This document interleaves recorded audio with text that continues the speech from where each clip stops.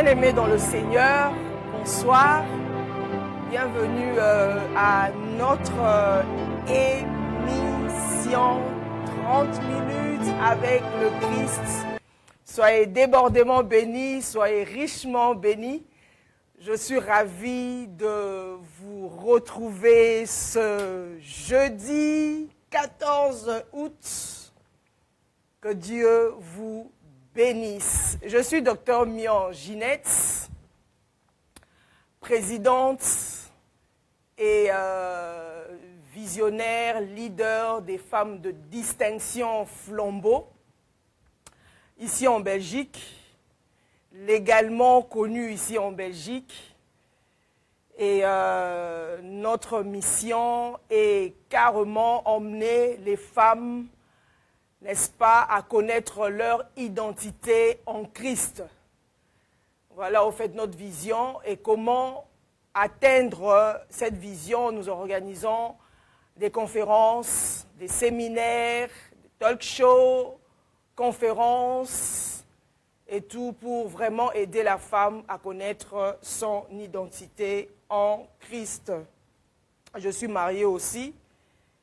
Je travaille avec mon époux, l'archevêque Mian Léon, que je salue en passant. Voilà. Voilà, que Dieu vous bénisse.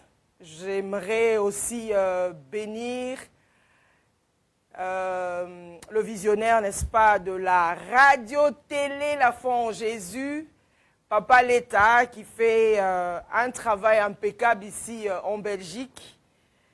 Une télé, radio qui bénit, n'est-ce pas, le corps du Christ. Laissez-moi faire cette prière. Père, nous te rendons grâce, nous te disons merci pour ce soir. Merci pour la vie, le mouvement et l'être. Merci pour ta bonté, merci pour ta grâce, tes grâces excellentes.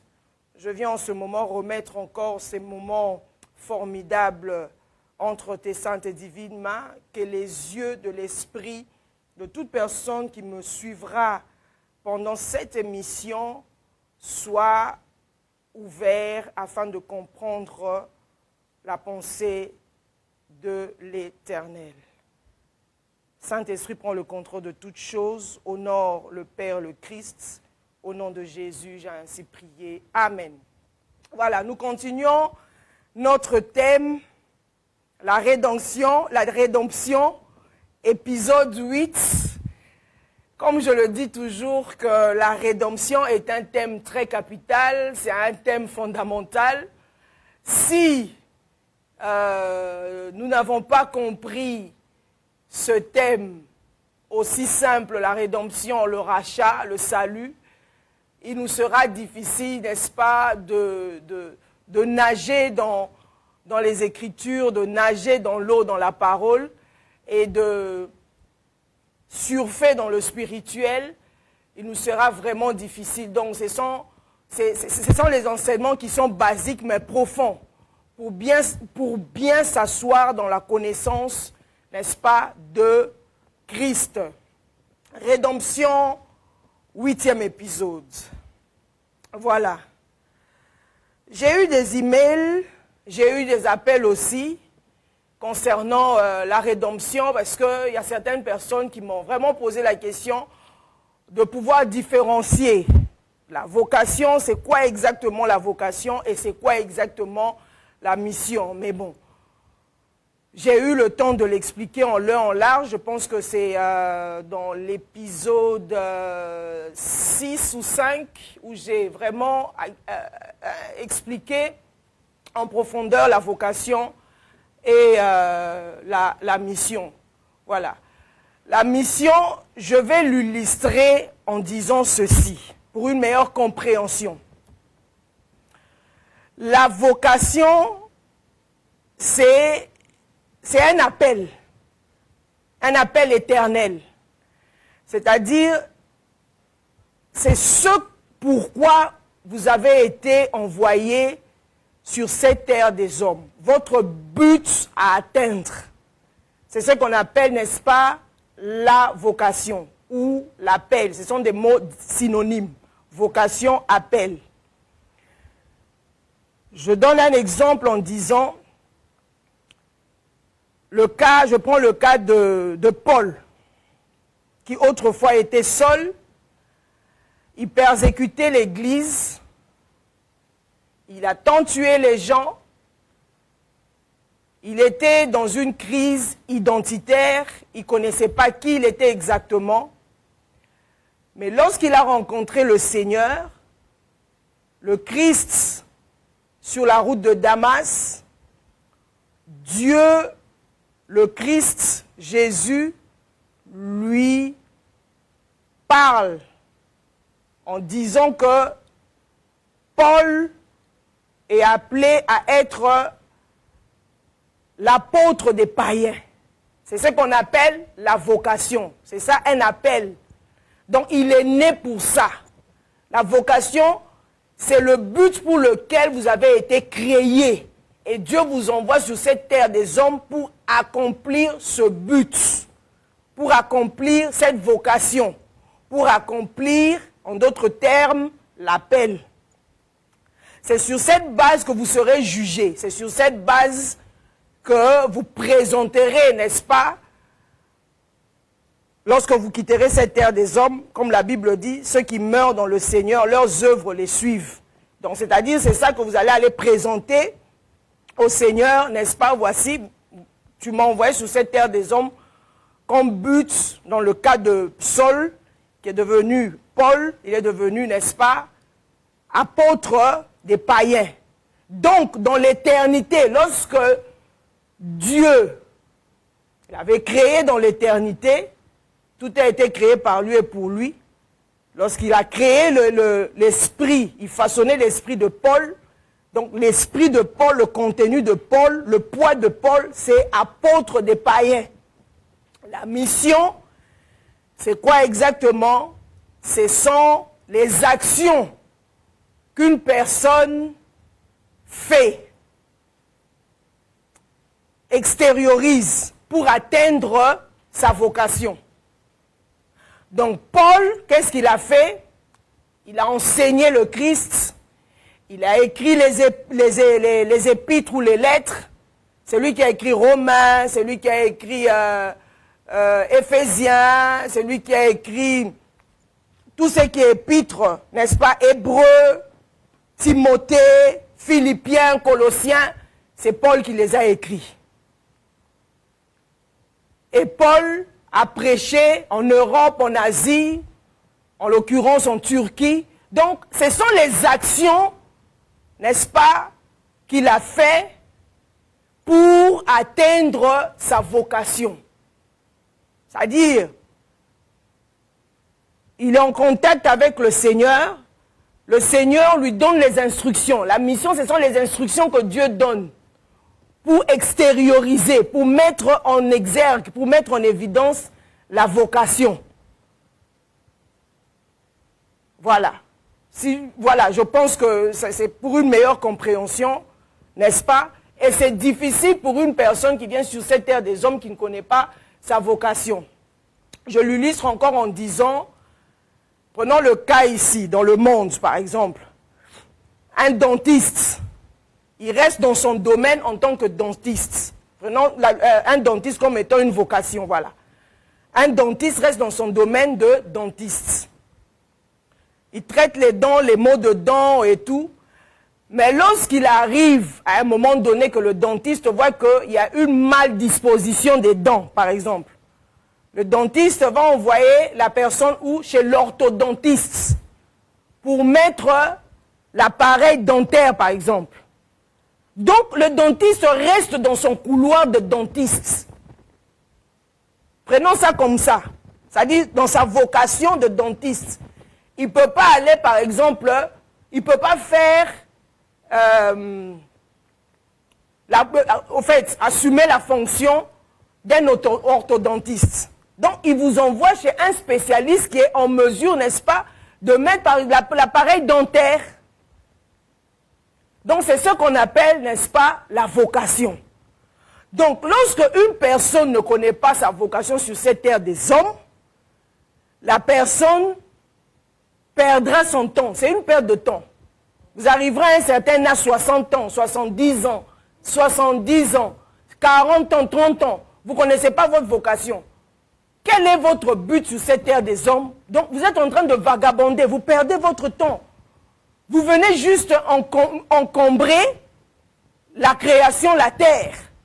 Vous êtes inutile sur cette terre des hommes. Une personne qui connaît sa vocation est en accord ou en intimité avec Dieu pour connaître au fait les différentes missions cette personne qu'elle doit faire, n'est-ce pas, pour atteindre, n'est-ce pas, sa vocation. Voilà. Donc c'est de cette manière, une personne qui a la vocation, c'est une personne qui est avisée. Une personne qui est lucide spirituellement, c'est effectivement les actes qu'il doit poser pour atteindre sa vocation. C'est une personne qui sait prier. Prier n'est pas battre les mains en l'air comme Paul le dit, mais pour atteindre, n'est-ce pas, le but pour lequel Dieu l'a envoyé sur cette terre des hommes. C'est triste de voir plusieurs personnes sur cette terre des hommes qui ne connaissent pas leur vocation, qui ne connaissent pas leur appel, qui ne connaissent pas leur but, qui suivent les gens bêtement, qui vont de prophète en prophète, d'église en église, changer d'étude en étude, par exemple, pour la jeunesse, par exemple. Donc, ça montre que la personne ne connaît pas le but pour lequel Dieu l'a envoyé sur cette terre des hommes. Donc, je pense que j'ai répondu à la question de la personne qui m'avait écrit, n'est-ce pas? Si vous ne connaissez pas votre identité, vous ne connaissez pas votre mission, vous ne connaissez pas votre vocation, il est temps, n'est-ce pas, de prier. Ma prière, je lève ma main vers le Seigneur, je décrète et déclare en disant ceci. La parole de Dieu déclare dans Matthieu 6, 22 à 23. La Bible dit, « L'œil est la lampe du corps. Si l'œil est en bon état, tout ton corps sera éclairé. Mais si l'œil est en mauvais état, tout ton corps sera dans les ténèbres. » Donc l'œil se trouve dans la zone de l'âme. Donc ça veut dire si vous êtes aveugle spirituellement, il vous sera difficile même de connaître votre vocation. On connaît sa vocation dans la méditation de la parole, dans la prière. Une personne qui prie beaucoup, une personne qui médite la parole de Dieu, une personne qui est en intimité avec le Seigneur. Lui sera facile de connaître, n'est-ce pas, sa vocation.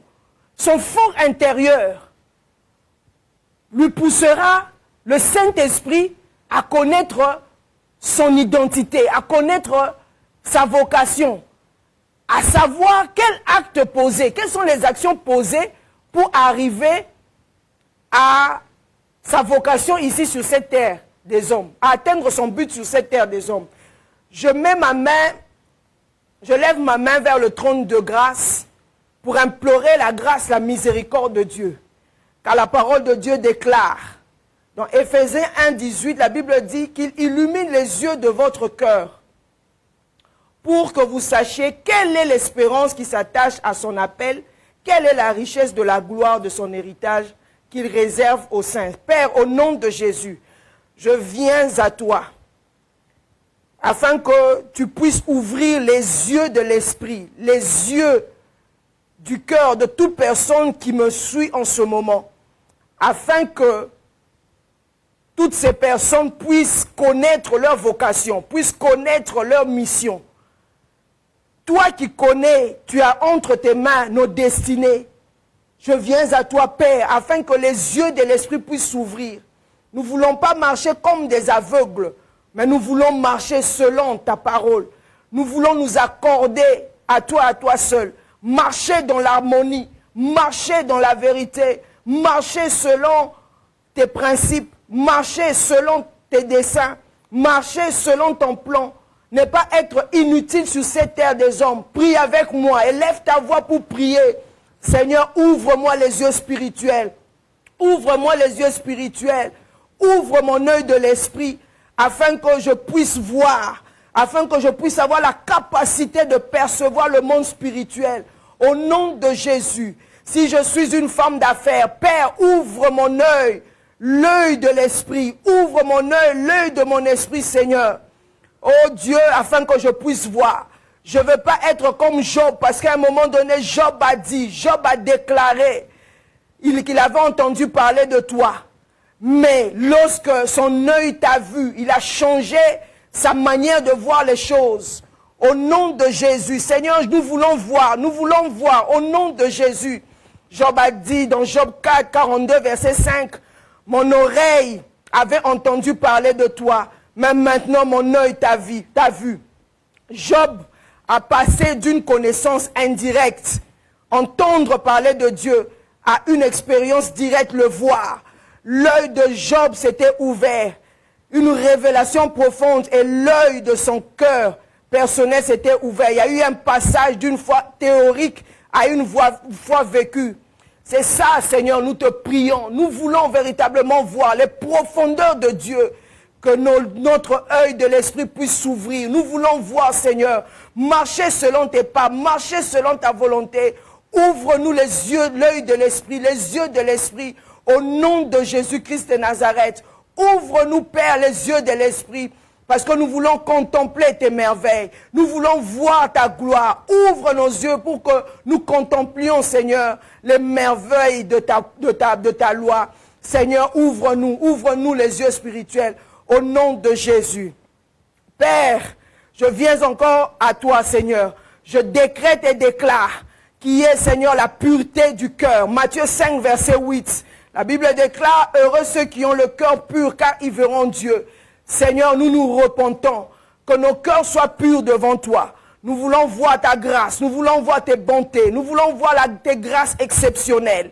Que nos cœurs soient purs devant toi, Seigneur. Lave nos cœurs, Seigneur, avec le sang de Jésus, le sang de l'agneau, qui purifie, qui sanctifie, Seigneur, afin que nous puissions voir. Au nom de Jésus, nous avons ainsi prié et nous disons Amen. Crois avec moi, crois en Jésus-Christ. Dis-toi que tu as la foi. La foi en Jésus-Christ. Si tu ne faisais pas des songes, tu n'avais pas de révélations, tu verras des révélations. Le Seigneur va te visiter parce que tu n'es pas venu sur cette terre des hommes pour accompagner les gens. Tu es venu sur cette terre des hommes pour laisser des empreintes indélébiles, pour que ton esprit puisse laisser des marques indélébiles ici sur cette terre des hommes. Tu n'es pas venu accompagner qui que ce soit, bien-aimé. Tu as 50 ans, 60 ans. Tu dois connaître ta vocation. Continue à prier de cette manière. Continue encore à prier. Là où tu es dans ta maison, le soir, tu bombardes encore dans la prière. À méditer la parole de Dieu. Tu verras ton fort intérieur. Tu verras par des songes, par la méditation de la parole. Tu seras connecté avec le divin. Et le Seigneur te révélera qui es-tu exactement. Parce que c'est la base. Voilà, nous continuons. Rédemption 8. Bien-aimés dans le Seigneur, comme je l'ai dit la semaine passée, j'ai dit que Dieu a souverainement élevé Jésus-Christ de Nazareth. Il lui a donné plusieurs fonctions, plusieurs titres dans le règne spirituel lorsqu'il est monté auprès du Père. Son nom est resté sur cette terre des hommes. Le nom de Jésus est au-dessus de tout le nom. Par le nom de Jésus, nous chassons les démons. Par le nom de Jésus, n'est-ce pas, le monde de ténèbres tremble. Jésus est monté auprès du Père. Le Père lui a donné des titres, une position. Il est le souverain sacrificateur. Il est notre intercesseur. Il est le roi de rois. Il est le Seigneur des seigneurs. Il est le souverain sacrificateur. Il est notre intercesseur. Mais pour arriver jusque-là, bien-aimé dans le Seigneur, la rédemption, le rachat, que Jésus arrive à racheter l'homme, il a payé, n'est-ce pas, le prix. Le prix à la croix, son sang a coulé. Il n'est pas, n'est-ce pas, arrivé à ce niveau-là, avoir ces titres juste comme ça, facilement. Dieu ne lui a pas donné ces titres parce qu'il est la parole, il est le Verbe incarné. Non. il a payé le prix. Je dis bien qu'il a payé le prix à la croix. Son sang a coulé. Alors, pour ouvrir la porte, n'est-ce pas, du ciel, Jésus est monté, il a ouvert cette porte avec son sang. Vous ne pouvez pas accéder à un niveau spirituel sans payer le prix. Ce n'est pas possible. Il faut payer le prix. Jésus a payé le prix. Il n'a pas été élevé comme ça, souverainement élevé, comme Philippiens le dit. Philippiens 2.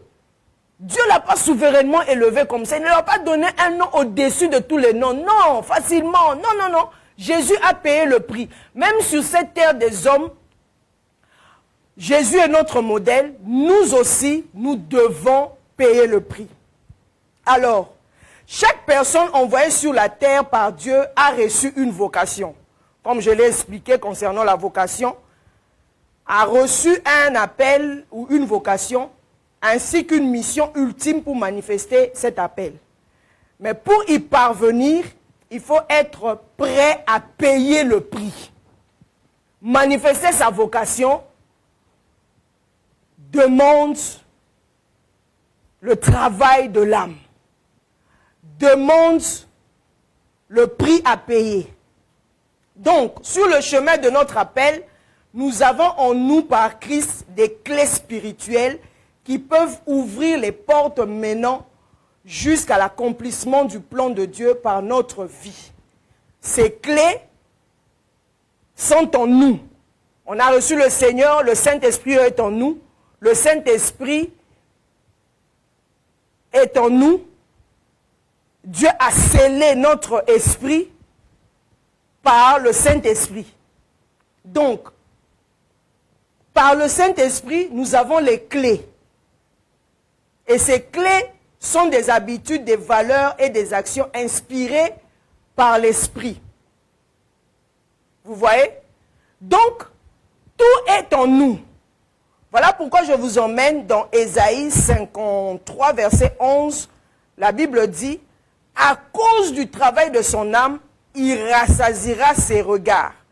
Par sa connaissance, mon serviteur juste justifiera beaucoup d'hommes et il se chargera de leurs iniquités. » Ici, Ésaïe 53, 11 parle de Christ.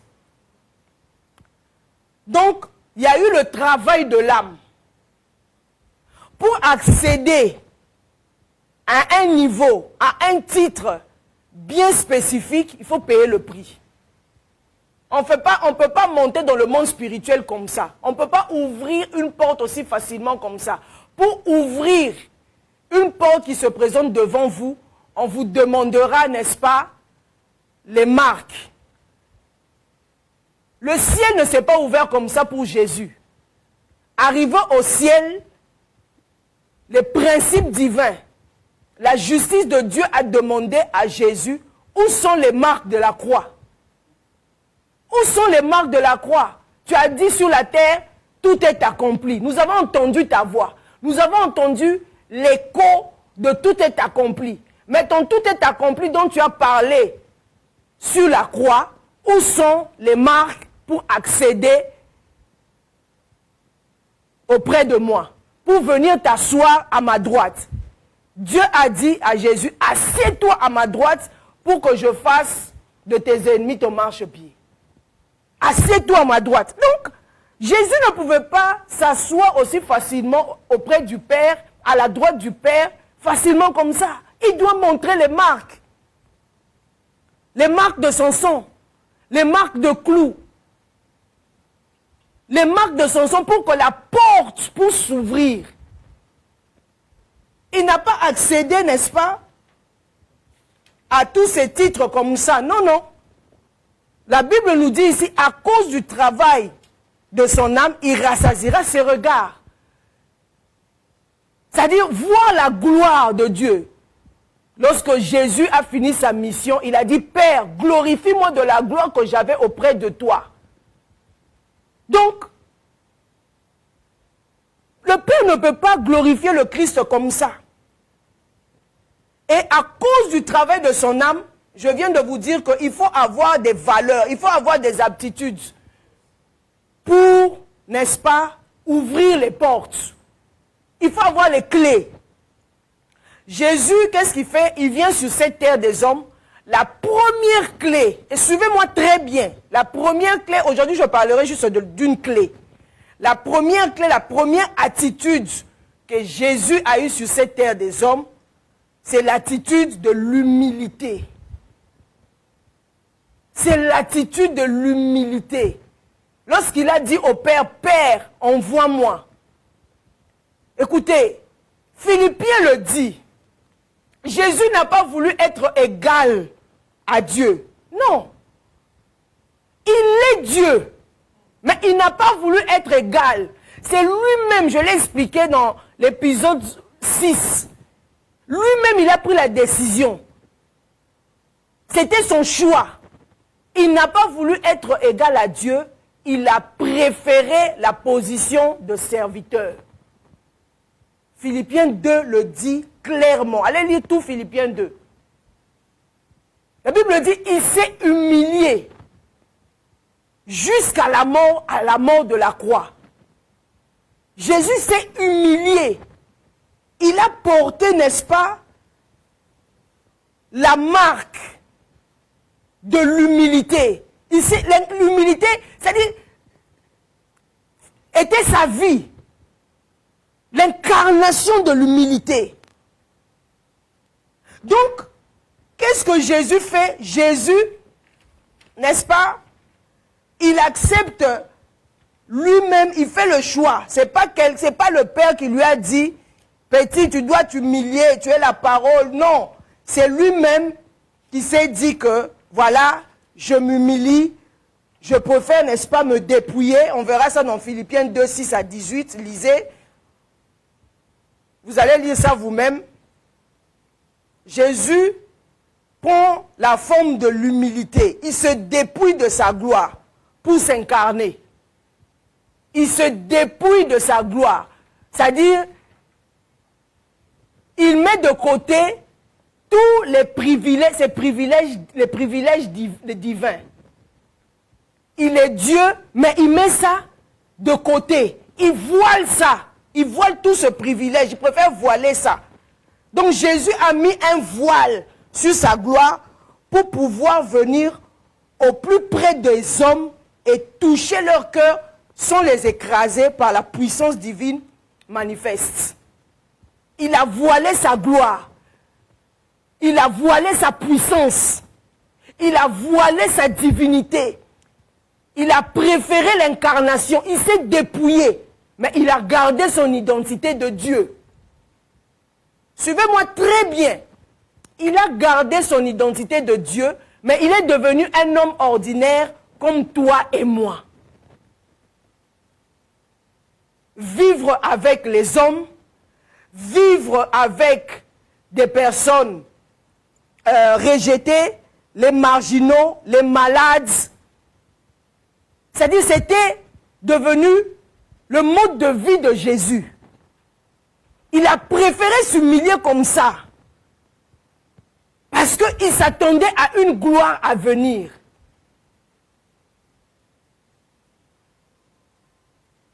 Donc Jésus a marché, n'est-ce pas, dans l'humilité. Il s'est dépouillé de sa gloire pour s'incarner.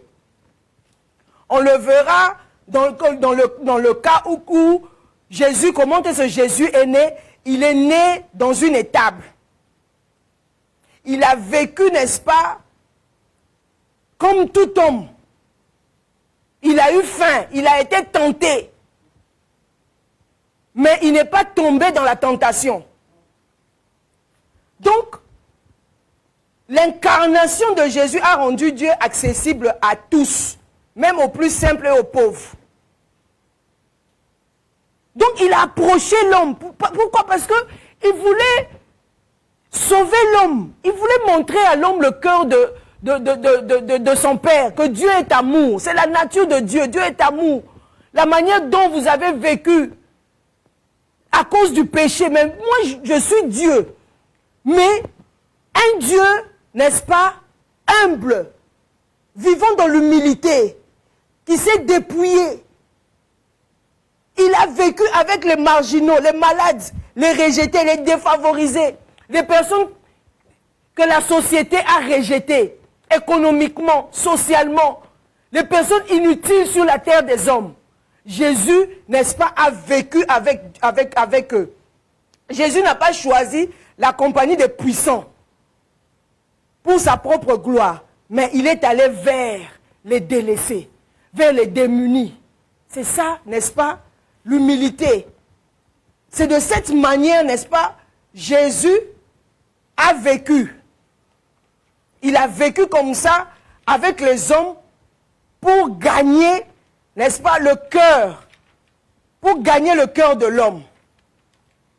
Bien-aimé dans le Seigneur, l'humilité, ce n'est pas une mince affaire, comme on dit, l'humilité précède la gloire. L'humilité précède la gloire. Dieu résiste aux orgueilleux, il fait grâce aux humbles. C'est facile de le dire. Mais vous voyez comment Jésus lui-même a pris la décision. Il a fait un choix. C'était un choix qu'il avait fait depuis l'éternité. Père, envoie-moi. Il a préféré l'incarnation. Prendre cette forme humaine, la chair, la gloire dans la chair. Et il a fait taire, n'est-ce pas, toute sa position possible, tous ses privilèges divins. Je définis, n'est-ce pas, l'humilité comme étant une disposition du cœur ou de l'âme qui reconnaît notre dépendance totale envers Dieu, qui refuse l'orgueil et qui place les autres au-dessus de soi dans l'amour. C'est une disposition de l'âme, de cœur. C'est la disposition donc de ton cœur qui reconnaît la dépendance totale envers Dieu. Donc ça dit que tout ce que tu dois faire, c'est ça qu'on appelle cette personne est humble. C'est pas humble, non. Humble, non, je suis humble. La personne s'assoit à un endroit calmement. On dit que non, cette personne ne parle pas, la personne est humble. Non. L'humilité, c'est la disposition du cœur qui reconnaît la dépendance totale envers Dieu. C'est-à-dire qu'une personne qui dépend de Dieu, une personne qui ne prend pas de décision à la hâte, une personne qui ne dépend pas de l'état de ses émotions, de l'état de ses pensées, non, de l'état de sa propre volonté. C'est une personne qui s'est mise sur l'autel du Seigneur, sur l'autel de la volonté de Dieu. Comme Jésus a dit, ce n'est plus moi qui vis. La Bible, Paul le dit, ce n'est plus moi qui vis, c'est Christ qui vit en moi. Paul le dit, ce n'est plus moi qui vis, c'est Christ qui vit en moi. C'est-à-dire que la personne vit dans l'humilité, dans la dépendance totale envers Dieu. Tu dépends de Dieu. C'est comme la Belgique et le Congo. Donc ça dit que le Congo dépendait à l'époque avant l'indépendance de la Belgique. Donc la Belgique ne peut rien, le Congo ne pouvait rien faire avant l'indépendance, avant 1960. Nous dépendions, n'est-ce pas, de Léopold II. Nous dépendions de la Belgique. Donc c'est comme ça, c'est ce qu'on appelle l'humilité. L'humilité, c'est la disposition du cœur. C'est-à-dire que tu ne peux rien faire sans la volonté de Dieu, sans le oui de Dieu. C'est ce qu'on appelle l'humilité. Non, cette personne, n'est-ce pas, cette personne est humble. C'est une personne qui refuse l'orgueil et qui place les autres au-dessus de soi dans l'amour. Tu mets les autres devant toi. Tu privilégies les autres. Toi, tu te mets, c'est-à-dire que tu veux que l'autre se place devant toi. Tu mets les autres devant toi. Pour faire avancer, n'est-ce pas, le royaume. Vous allez le voir dans Philippiens 2, 3 à 4, Michée 6, verset 8, 1 Pierre 5, 5 à 6. Vous aurez le temps de le lire. Voilà, ce sont les versets que j'ai utilisés pour vraiment définir l'humilité. Et c'est comme ça que Jésus a marché. Il a marché de cette manière, dans l'humilité totale, pour satisfaire son Père, pour gagner le cœur de l'homme, pour sauver, n'est-ce pas, l'humanité. C'est de cette manière, Jésus, n'est-ce pas, a marché. J'ai parlé du premier point, n'est-ce pas, les actions que Jésus a pu mener pour... les actions qu'il a pu mener, voilà, il s'est dépouillé de sa gloire pour s'incarner. Deuxième point, il a fréquenté les exclus et les pécheurs. J'ai parlé de ça aussi. Donc, il a fréquenté les marginaux, donc les rejetés, les défavorisés, les malades, les rejetés, les isolés, n'est-ce pas? Pour redonner à ces personnes une dignité sociale et spirituelle dans des milieux, n'est-ce pas, des personnes changeant leur statut dans la communauté. Donc, tout ça pour gagner le cœur de l'homme. Le troisième point, il a accepté d'être servi par les femmes. Il accepte d'être servi par les femmes. Lorsque Jésus vient sur cette terre, il trouve une culture déjà en place. Mais lui, il vient avec son système, le système du royaume, le système de son père, la mentalité du ciel. L'homme a placé le système patriarcal. C'est-à-dire c'est l'homme seulement qui doit diriger. Mais Jésus vient, il trouve la culture patriarcale, mais Jésus accepte que des femmes le soutiennent financièrement et prennent soin de lui. Vous allez voir comment les femmes, n'est-ce pas, ont pu soutenir Jésus financièrement. Vous allez voir le cas de Jeanne, il y en a plusieurs, Luc 8, 1 à 3, vous allez lire Jean 12, verset 3. Donc, Jésus a brisé les barrières culturelles. Il a brisé toutes les barrières culturelles en ouvrant la voie à la reconnaissance de la valeur des femmes dans le service de Dieu. C'est comme ça que Jésus, n'est-ce pas, a marché. Et il est entré à Jérusalem sur un ânon. Vous allez le voir dans Matthieu 21, verset 5.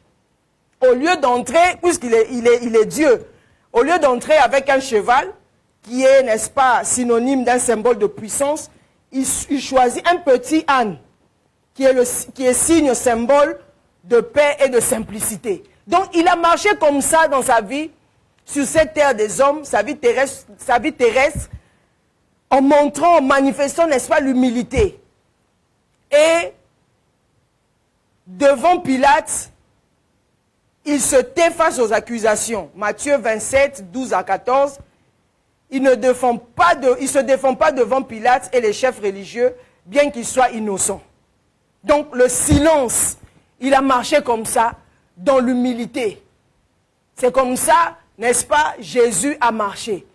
Dans l'humilité, il a pris cette attitude. En prenant, je vais chuter, parce que c'est vraiment un long enseignement. En prenant, n'est-ce pas, cette attitude d'humilité, ce qui est vraiment, qui m'a beaucoup marqué dans le cas de Jésus, on va le voir dans Jean 13, verset 5, c'est là que je vais chuter. Jean 13, verset 5. Jean 13, verset 5, où Jésus lave les pieds de ses disciples avant d'aller à la croix, comme signe, n'est-ce pas, d'humilité. Il montre que c'est de cette manière ses disciples doivent continuer le travail en marchant dans l'humilité, dans le service, en servant le Seigneur avec humilité, en servant le Seigneur avec un cœur brisé, un cœur d'amour. Vous allez le lire aussi. Mais ce qui m'intrigue, n'est-ce pas? Parce qu'à cette époque, c'était dans quel contexte? À cette époque, en Israël, au 1er siècle, laver les pieds était la tâche du serviteur le plus bas dans l'hiérarchie domestique. Les pieds étaient sales, poussiéreux. Et puis Jésus, en tant que Dieu, il s'humilie, il va laver, n'est-ce pas, ses disciples. Il va laver les pieds de ses disciples. Et laver les pieds en question était une tâche du serviteur le plus bas dans la hiérarchie domestique. Je veux le comparer à quoi, par exemple, comme les agents d'entretien, les agents d'entretien, comme les concierges, les gens qui font le nettoyage, par exemple. C'est du boulot, ça paye. Il n'y a pas de saut métier. Mais regardez, n'est-ce pas, le statut de Jésus. Le Dieu Tout-Puissant. Par lui, tout a été créé. Il est la parole, il est le Verbe. Il vient sur cette terre des hommes, il met tous ses privilèges de côté. Et puis, il vient sur cette terre des hommes pour sauver l'homme. Il est avec les marginaux, les rejetés. Et puis, il vient laver les pieds de ses disciples. Imaginez un peu. Et puis, lorsqu'on compare, c'est Jésus pour sauver l'homme, il va laver les toilettes. Il va laver les toilettes, il fait le travail de concierge. Il fait le travail d'un agent d'entretien, par exemple dans une mairie. Il balaie la mairie, il balaie les classes. Le Dieu Tout-Puissant Jésus. Donc, c'est ce que Jésus, n'est-ce pas, avait fait. C'est-à-dire, je suis en train de faire le parallélisme ou d'actualiser. C'est ce que Jésus, n'est-ce pas, avait fait en lavant les pieds. Symboliquement, les serviteurs de Dieu le font. Mais quand on essaie d'actualiser, maintenant, ce que Jésus a fait à l'époque, puisque j'ai bien défini en disant c'était dans quel contexte, c'était dans un contexte culturel. C'est-à-dire Jésus s'est rabaissé en lavant les pieds des disciples. Et laver les pieds était la tâche du serviteur le plus bas dans la hiérarchie domestique. Voyez-vous Jésus comme concierge? Regardez là où Jésus était arrivé. Pour te sauver, pour me sauver. En train de laver les toilettes. Pour te sauver, pour me sauver. Pour sauver la création, pour sauver l'humanité. C'est à ce point-là, Jésus était, n'est-ce pas, arrivé. Donc il a inversé la logique humaine dans le royaume de Dieu. La grandeur se mesure dans la capacité de servir. La grandeur se mesure dans la capacité de servir. Il a servi ses disciples. Il a lavé les pieds. Il allait laver les toilettes. Il allait laver la mairie. Il allait nettoyer la mairie. C'est le travail que, si c'était maintenant, c'est le travail que Jésus avait fait à cette époque. Maintenant, c'est ce que Jésus avait fait, laver les toilettes. Pour te sauver, pour me sauver, pour, n'est-ce pas, avoir le cœur de l'homme. Et comme humilité, je finis le premier point, l'humilité, Jésus, il utilise l'attitude de l'humilité, c'est la clé. La valeur que Jésus a utilisée, c'est l'humilité. Et il a impacté, n'est-ce pas, la terre en ouvrant la porte par le service véritable, par l'unité dans l'amour. Dans l'humilité, il a approché les hommes. L'humilité, il y a eu la proximité avec l'homme. Il y a eu la relation avec l'homme. Pour comprendre véritablement comment l'homme fonctionne, lui en tant que Dieu, il prend la forme humaine. Comment l'homme fonctionne, comment l'homme souffre, comment l'homme est arrivé, n'est-ce pas, à marcher dans le péché. Jésus devait comprendre ça. Donc, à cause de cette humilité-là, Jésus est arrivé à ce niveau-là. Il a ouvert la porte en impactant la terre, n'est-ce pas, par le service véritable, l'unité dans l'amour. Il a aimé l'homme. Il a guéri les lépreux. Il a approché les lépreux. Il a approché les paralytiques. Le service, là, que Jésus a fait, et comme récompense, n'est-ce pas, parmi les récompenses, il est devenu notre intercesseur auprès du Père.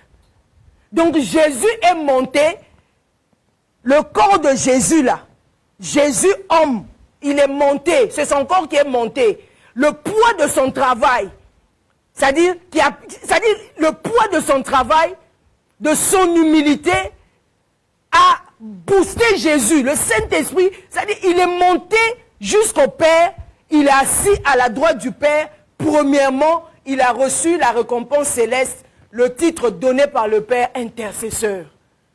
Pourquoi? À cause de l'humilité. Et quel a été l'impact éternel pour nous qui sommes restés sur cette terre des hommes à cause de l'humilité de Jésus, à cause du fait qu'il allait laver les toilettes, à cause du fait que Jésus, il était devenu concierge, à cause du fait que Jésus, n'est-ce pas, il a lavé les pieds des disciples, du fait qu'il a approché les marginaux, les rejetés, les démunis, les gens qui étaient sans valeur sur cette terre des hommes, il les a approchés, il a compris l'homme, le mode de fonctionnement de l'homme, la souffrance de l'homme, l'impact éternel qu'il a laissé pour nous. Il nous a donné l'accès à son intercession permanente auprès du Père. Approchez-vous du trône de grâce. Parce que moi j'ai souffert. Approchez-vous du trône de grâce. Parce que moi j'ai lavé les toilettes. Approchez-vous du trône de grâce. Parce que moi j'étais concierge. Approchez-vous du trône de grâce. Parce que moi j'ai lavé les pieds de mes disciples. Approchez-vous du trône de grâce. Parce que moi j'ai inversé la manière dont les gens pensent servir. Je me suis humilié. Je suis Dieu. Mais j'ai préféré faire taire mes privilèges divins. Donc, jusqu'à présent, il y a l'impact éternel pour nous. Vous allez le trouver dans Hébreux 14, verset 16. Récompense céleste, titre donné par le Père, intercesseur. Donc Jésus, n'est-ce pas, il est notre intercesseur. Il n'est pas arrivé auprès du Père comme ça. Il a payé le prix. Jésus est notre intercesseur. Même si quand tu es fatigué, tu n'arrives plus à prier, Jésus auprès du Père, le fait qu'il a compati, il a vécu avec l'homme. Le soleil, n'est-ce pas, était accablant. Il a vécu avec les lépreux. Il a vécu avec les prostituées. Une femme qui allait se prostituer pour nourrir ses enfants. Jésus a senti cette douleur. Jésus a vu un homme comme Zachée, voleur. Il est entré dans sa maison, manger avec lui, dire à Zachée, tu n'as qu'à restituer tous les biens que tu as volés. Il a senti comment l'homme volait, mais lui n'avait pas volé. Voilà pourquoi, lorsque même les voleurs qui sont en prison, Jésus a compassion, il intercède pour eux auprès du Père. Il est devenu, n'est-ce pas, notre intercesseur. Donc Jésus connaît intimement la souffrance humaine. Voilà pourquoi Dieu l'a récompensé après son œuvre terrestre du rôle d'intercesseur éternel auprès du Père. Bien-aimé, il faut payer le prix. Tu veux monter spirituellement, il faut payer le prix. Même les satanistes, pour arriver à un certain niveau, ils sacrifient même leurs femmes. Ils sacrifient leurs enfants. Ils font des sacrifices. Arriver à un niveau, tu dois te sacrifier. Mais comment? Il faut connaître, avoir la clé. Dans ce cas de Jésus, premier point, c'était son humilité. L'humilité, il a tout abandonné, la gloire. Tous les privilèges. Il a fait taire la gloire. Dit bas la terre. Sinon la gloire, je connais. J'ai vécu dans la gloire, mais tout a été créé par moi. La parole faite chair. Je dois récupérer. C'est par moi que tout a été créé. Je dois récupérer la création. Jésus a préféré s'humilier pour comprendre l'homme. Soyez richement bénis. Je m'arrête là. Que Dieu vous bénisse. Laissez-moi faire cette prière. Père, nous te rendons grâce, te disons merci. Laisse que cette parole puisse prendre forme en nous, afin que nous puissions payer le prix pour que notre vocation ait un écho sur cette terre des hommes et puisse retentir aussi au ciel. Au nom de Jésus-Christ de Nazareth. Si Jésus a payé le prix, il a tout abandonné. Il a pris la forme de l'homme, l'incarnation, le Verbe incarné. Il s'est humilié et tu l'as souverainement élevé. À la droite du Père, il est assis comme intercesseur, comme souverain sacrificateur, comme roi des rois, seigneur des seigneurs. Il ne les a pas eus comme ça. Toutes ses fonctions, il a payé le prix. Il a été insulté, craché sur lui, flagellé. Mais il a tout supporté pour avoir un titre d'intercesseur. Et que pour que nous puissions aussi nous approcher auprès de toi, auprès de la grâce excellente. Nous approchons du trône de grâce. Merci Seigneur pour ce merveilleux cadeau que tu nous as fait. Merci Jésus. Paix et grâce chez vous, que Dieu vous bénisse. Soyez richement bénis. Au nom de Jésus, nous nous retrouvons la semaine prochaine, samedi. Laissez-moi faire ce petit communiqué. Hein? Jeudi prochain, excusez-moi, la semaine prochaine, jeudi à 21h. Juste un communiqué en vous disant que nous allons, vous devez au fait basculer parce qu'il y a des restrictions de Facebook.